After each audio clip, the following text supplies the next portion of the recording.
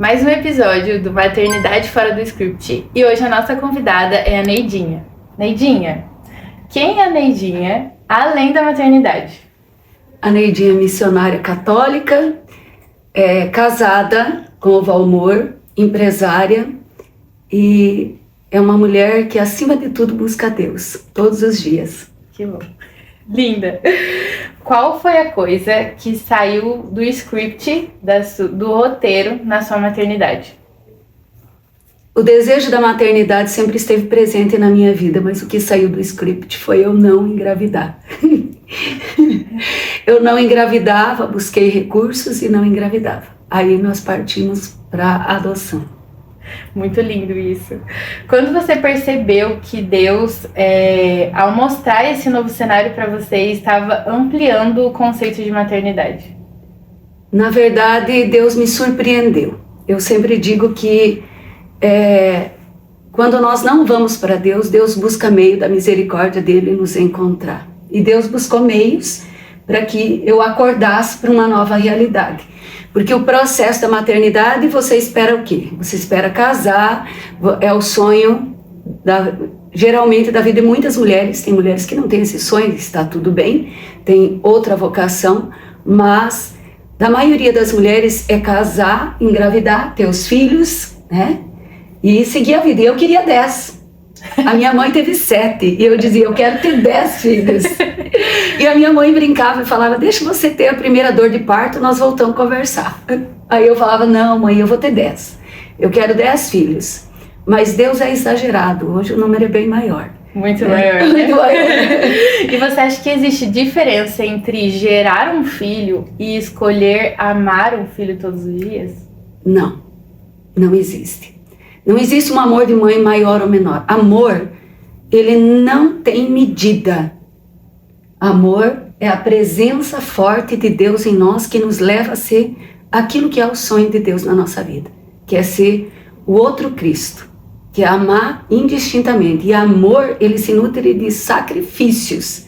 E ser mãe é se sacrificar todo dia, é abrir mão de coisas todos os dias, para fazer com que outra alma, outro ser humano floresça e deixe rastro nessa terra. Ninguém nasce amando imensamente, né? Igual você falou, é construído dia a dia. Construído dia a dia. Tem mães que geram e elas não conseguem amar, porque elas ainda estão com algumas situações da sua vida que precisam ser resolvidas, né? Algo que, um trauma, um bloqueio, você sabe melhor do que eu isso, né? Que precisa ser resolvido e não tem problema nenhum, é só resolver e a vida segue. Não é pré-condição, não é gerar que vai resolver todos os problemas, né? A maternidade, ela precisa ser gestada em nós, né? No nosso coração, nas falas, no dia a dia, naquilo que a gente vai se relacionando e construindo, né? Com certeza. E o que você acha, assim, né? Você trouxe que a sua maternidade, então, foi através da adoção. O que você acha que as pessoas mais veem de errado na adoção, né? O que você acha que contribui para um mau olhar, né, para a adoção? Preconceito. Achar que o sangue que corre na minha veia, porque tem uma linhagem, porque vem de uma mesma linha, é melhor do que o outro. Esse é um preconceito absurdo. Nós estamos 2026 anos após o nascimento de Cristo, onde nós nos tornamos todos irmãos em Cristo Jesus, e essa é a graça maior. Ele veio nos resgatar de sermos filhos bastardos de Deus e nos tornar criaturas novas em Cristo Jesus, e as pessoas ainda não compreenderam que não é a cor do meu cabelo, não é o meu sangue, não é o meu olho se é puxado ou não que vai fazer a diferença. Mas eu me abri para amar, é amor. Meu filho mais velho, Paulo, veio para minha vida com 7 anos. Com 7 anos de idade, depois de ter sido abandonado pela mãe biológica e abandonado pela madrinha. Ele estava na época se dizia orfanato, hoje é casalar, mas essa era a realidade dele. Machucado, ferido, cheio de chagas, e Deus olhou na face da terra e disse, a Neide tem condições eu vou dar a ela as condições necessárias para ela amar ele, para ela se curar e ele ser curado. Que bom. Paulo veio me curar. E olha só, isso é uma dimensão muito linda e bela, que muitas vezes a gente esquece. A maternidade, ela também pode ser cura nas nossas vidas. Com certeza. Né? E com certeza, se eu te perguntar, né, pra quem não sabe, eu vou perguntar agora pra que vocês saibam, quantos filhos você tem, Neidinha? Eu tenho 6 filhos adotivos. E quantos espirituais? Passa de 5.000. Então você vê que o desejo de ser mãe dela se concretizou. Não como ela imaginava, mas como ela precisava. A maternidade muitas vezes é aquilo que a gente precisa para crescer, para se desenvolver, para ser curado, para amar, porque o amor nada mais é do que aquilo que vem também para nos construir. Muitas vezes a gente tem uma visão errada do amor, né, Neidinha? Com certeza. De que o amor ele vem para nos servir e é o contrário. É o contrário. O amor é para nós servirmos, né? E o que você acha, assim, dentro desses anos, né, que você é mãe, desde a primeira adoção, o que mais os seus filhos te ensinaram? A ser um ser humano melhor. A buscar todos os dias esse desejo de ser melhor, de ser uma pessoa melhor. Eu quero ser melhor para que os meus filhos possam perceber o quanto Deus pode agir na nossa vida. A gente erra, a gente pede perdão, a gente retoma todos os dias.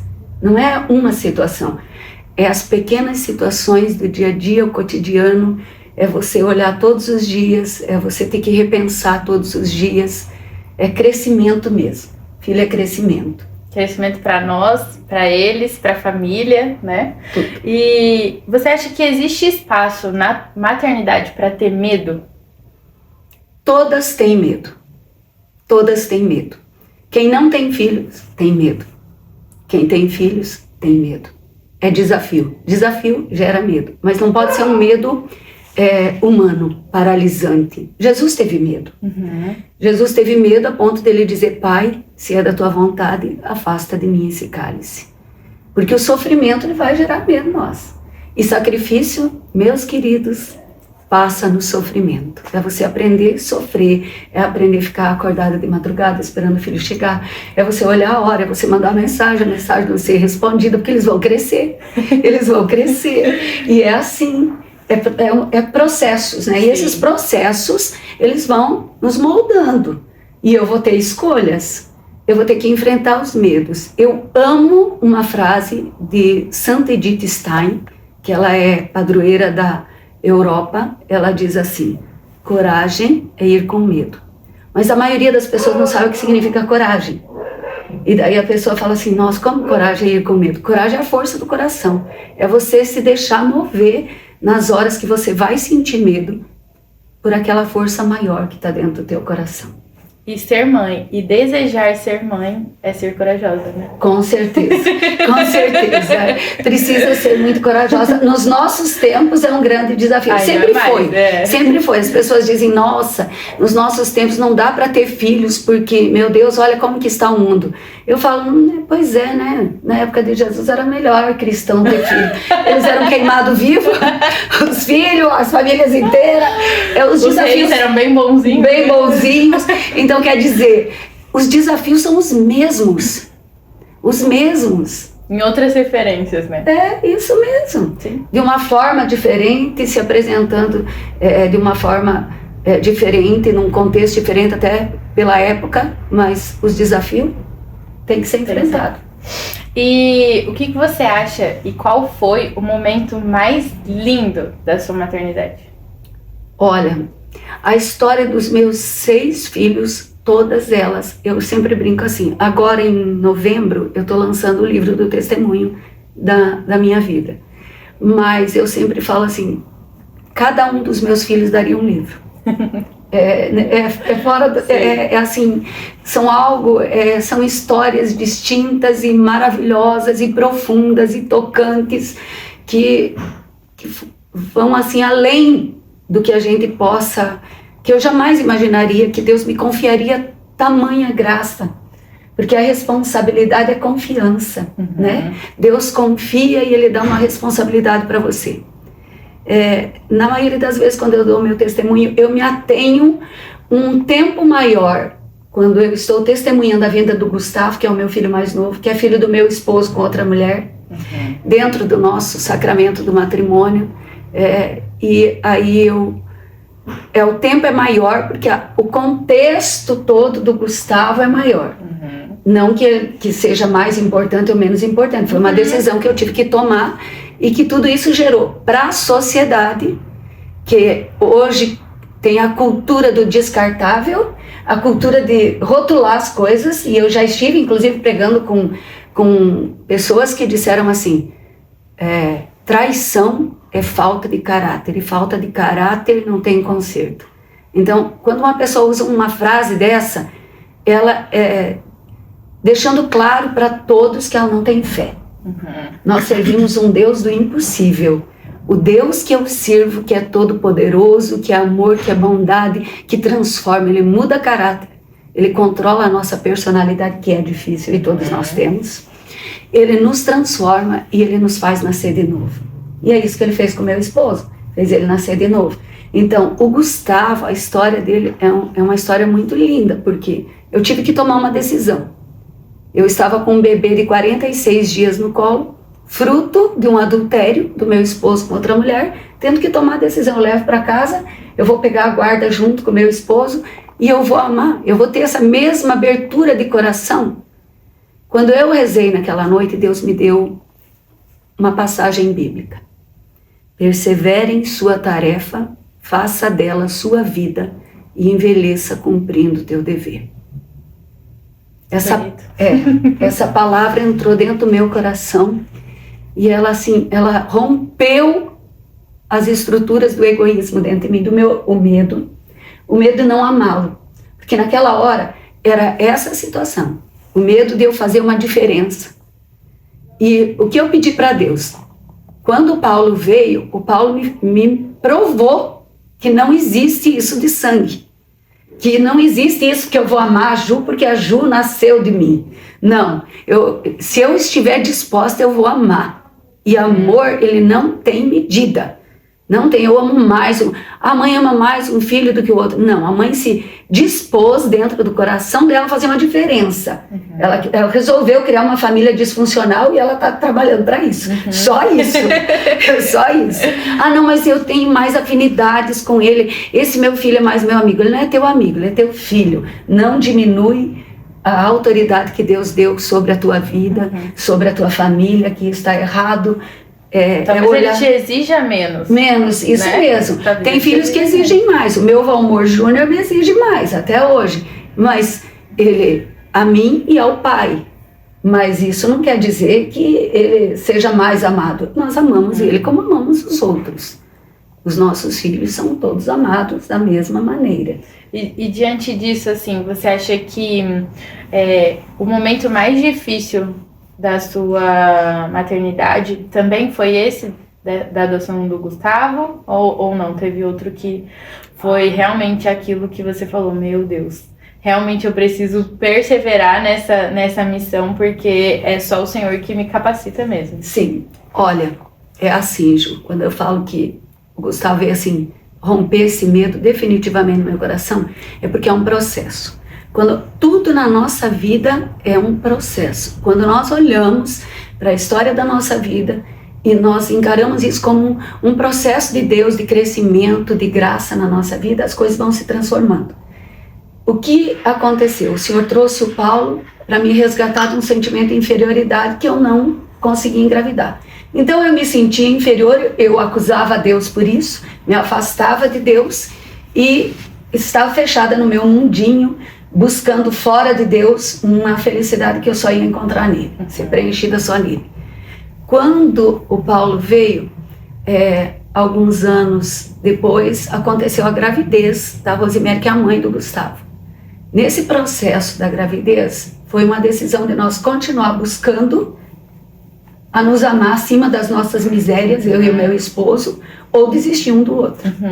Mas, como tem um santo da igreja que diz assim que um matrimônio ele se solidifica quando dois pecadores não desistem de se amar. Foi o que aconteceu comigo e com meu esposo.